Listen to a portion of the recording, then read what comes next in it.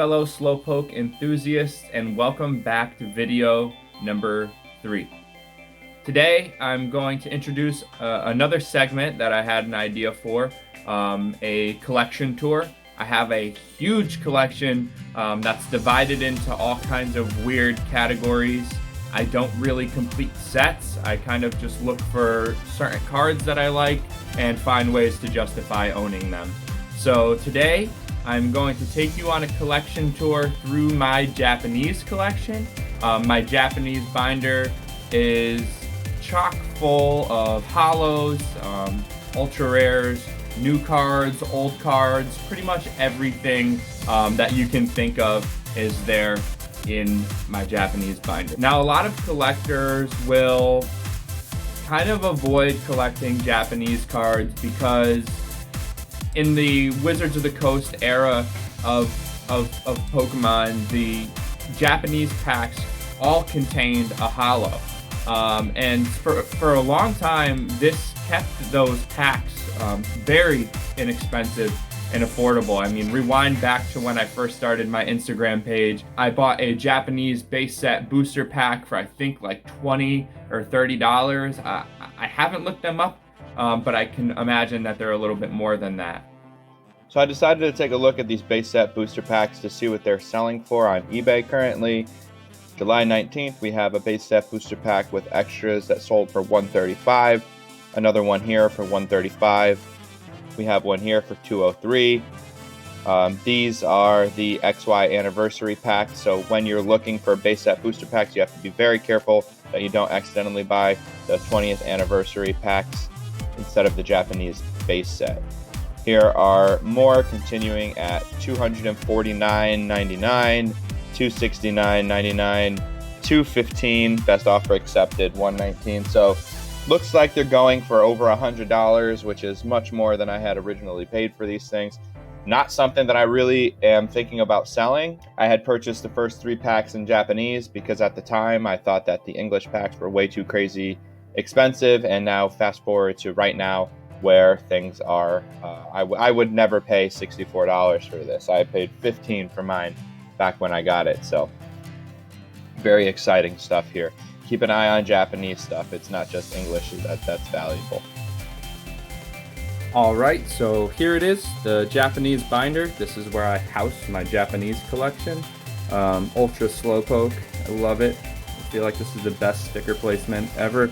And then I bought this giant red vinyl circle sticker to make this appear like a Japanese flag, so I never forget where they are. Before we jump into that though, I've got a pack here. My wife was out shopping at CVS, and as I always do, had her look for Pokemon cards, so let's see if we pull anything in here. Oh yeah, that's good luck. Zacian on the outside, Zacian on the inside. Love to see it. Let's do 1, 2, 3, 4. And let's see what we get. Fighting Energy, Haunter, Vitality Band, Rabu, yeah, love the rabbit. I actually picked Scorbunny in Sword and Shield. Ghastly, Rookidee, Sizzlipede, Snom. Our reverse is Krogunk, and our pull. Nice, a holo.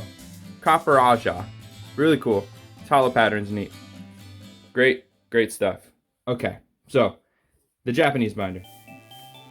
As I said, I really don't get it. I don't get why people don't like them, because as you'll see, there's some really great stuff. Sweet. So the first page, I had originally all of the Shiny Vault starter line here, but I had, if you saw my PSA video, I did send out all of the bigger forms to PSA, so that's why this page I have these 3 Charizards in the middle now. So funny story about the Charizard V and VMAX. I had purchased these as singles when the set first came out, and they were just like not showing up. So I got panicked, and I bought the starter deck before the prices went up. So the starter deck came in, and then on the same day the singles showed up. So now I have the starter decks and I have the singles. But I think these are all really cool cards. This Charizard promo I have is still sealed. I don't think I'll open it. I considered grading it before, but when I first saw that it had this Venusaur down on the bottom, that's actually what made me buy it, because Bulbasaur is my Gen 1 starter. Then here we have just a random bunch of Japanese cards. I have the Japanese trio.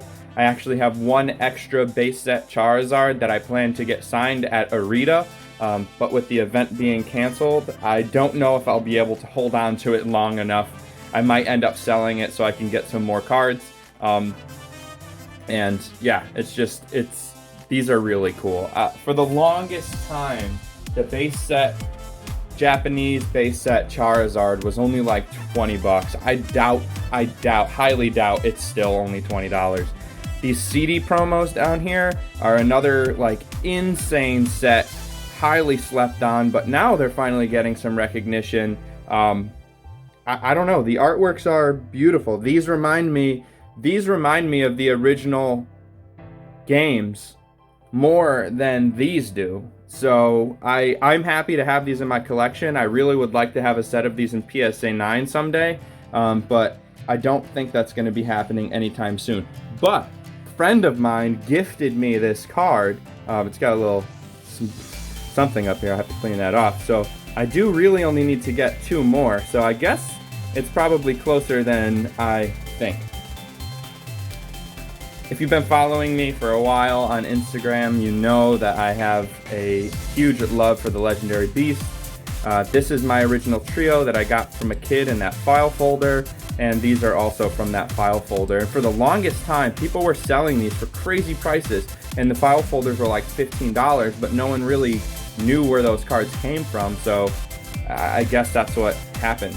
Over here on the left side, I have some Versus series. It's a big set, and I'd never intend to collect the whole thing, but Lance is one of my favorite Elite Four members. He's my favorite champion, and all of these cards are drawn and shaded with like a cross-hatching style, which is one of my favorite, I guess, art techniques, so I had to pick those up.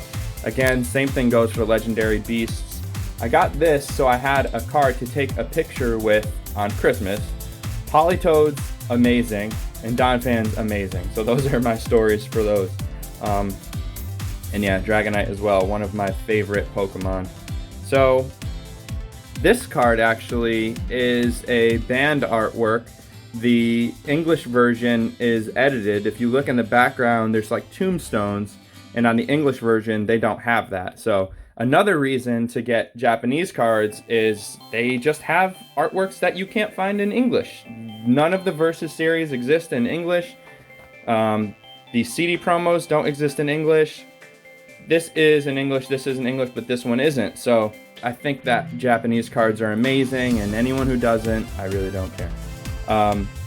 Same thing, more banned artworks here. These two are both holos that did not get released in English as holos.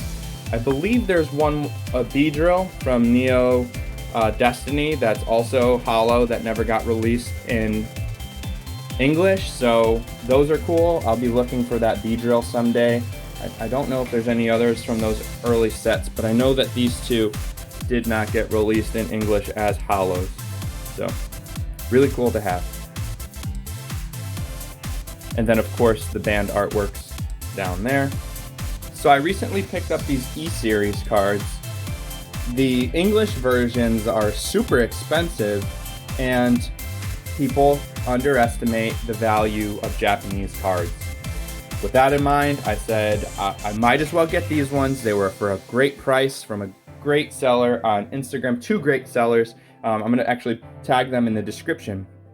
And I just had to have them. So I think that this is great because I'm really close to a full page of them. I'm going to get 2 more in order to make that a full page of E-Series.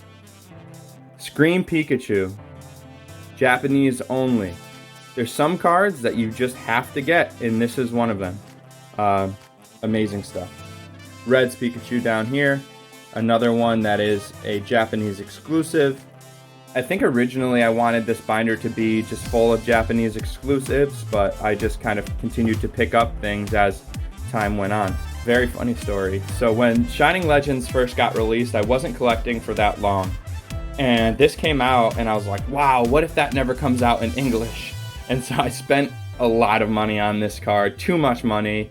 I mean, on the other hand, since I got it so early in the set's printing, this is in very good condition. But I was not patient at all and spent way too much on that card. Another band artwork, great stuff.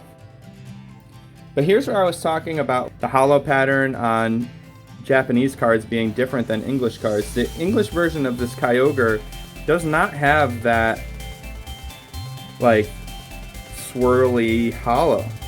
This is a Japanese card that also is printed in English, but the English version has a different holo, so it's kind of worth it to have both. With Japanese cards being really underrated, you can get them for cheaper than a lot of English variants. It's a really good alternative if you're not in it for the money, if you're just trying to collect and you don't care about, the language and you care about the artwork, you are better off getting Japanese cards. Most of the time, they're a fraction of the price compared to the English cards, and there's just not that many people looking for them. All right, these two are imposters. So these are actually Chinese. I got them at Worlds. I actually bought 2 packs of, I think I bought more than 2 packs. I pulled these from the packs of the Chinese Hidden Fates that I bought. I had no idea that it was Chinese. I thought they were Japanese when I bought the packs. And then I pulled these 2, and it's great because this Umbreon is really, really nice and in really good condition. I was going to send it off to PSA, but apparently PSA does not grade Chinese cards, so I will have to send that off to Beckett someday along with this Lycanroc. Some more of the Scream cards. I'm missing the Mimikyu. I'll try to pick that up down the road, but no rush. And the notorious T19. Oh yeah. So, some of these are English. Yeah, Mr. Fiji is English and like Recycle is, but these are all fake cards. Hilarious. Let's take a look at this. First Ed Articuno. It's like stickers. Let's get the back. It's so bad. It's so bad. But listen, when I was a kid, these were in sticker machines everywhere. You would put 50 cents in and you would get one of these. And so I like having them in my collection as a reminder of those more simpler times. But overall, I think collecting Japanese cards is extremely rewarding. It's easier to come across them because not everyone's interested in them. They tend to be cheaper than their English counterparts. It's the same artwork, and there's exclusive promos that only come out in Japanese. This card's not out in English, and I don't know if it ever will come out in English. So if you don't have some Japanese cards in your collection, there's some artworks that you may never have. So yeah. The last thing that I want to show you in this video today is my Japanese PSA cards. So let's take a look at those.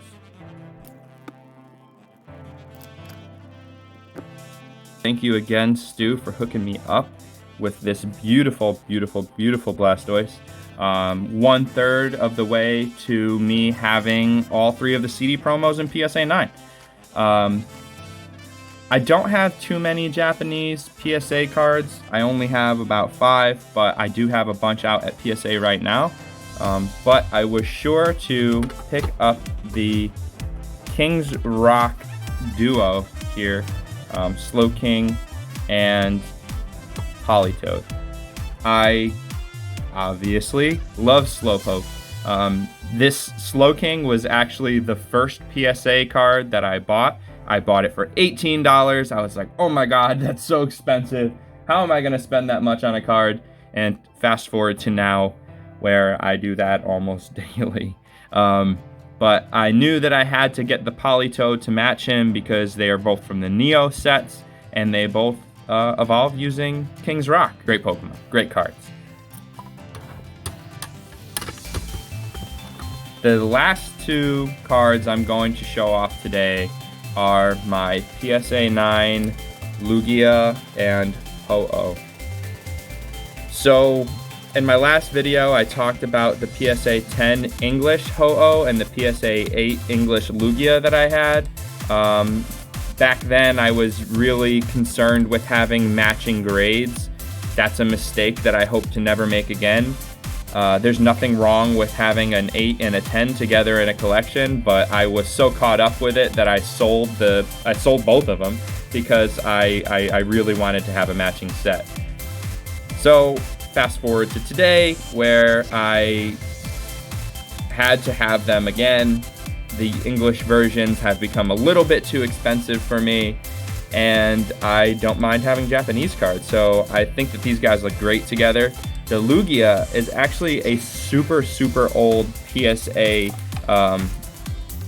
slab. If you look here, you can see the difference between a newer one and an older one, and also between the numbers, the certification number. So 1, 2, 3, 4, 5, 6, 7, 8 digits, and 1, 2, 3, 4, 5, 6, 7, 8, 7 digits when you leave off the 0. So this is a very old cert, maybe one of the first Lugias ever graded. I'd like to think that it was, at least. And yeah, that's the duo.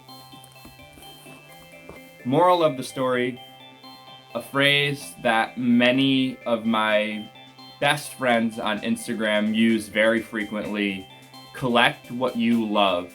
It doesn't matter if the Japanese cards are as expensive as the English cards. It doesn't matter if people don't like them. If you like them, collect them. It's not a competition. You don't have to have the most expensive collection. You don't have to have the cards that everyone wants, as long as you have the cards that you want. When you look at my binder, specifically the one that I showed today, it is so random. The cards aren't divided into set. I put them into that binder based on how I like them, and that's about it. So again, collect what you love. You're not competing with anyone. This is all about you. It's about your collection. And again, Japanese cards have promos that English just doesn't get. Anyway, that's my 2 cents of it. Thank you for watching, everyone. Stay tuned for my next video.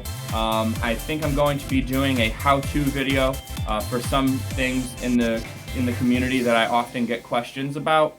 I'm going to be doing some more card stories in the future and keeping you updated with that PSA submission, my first video that went out. Thank you all for watching, and I'll see you slowpokes later.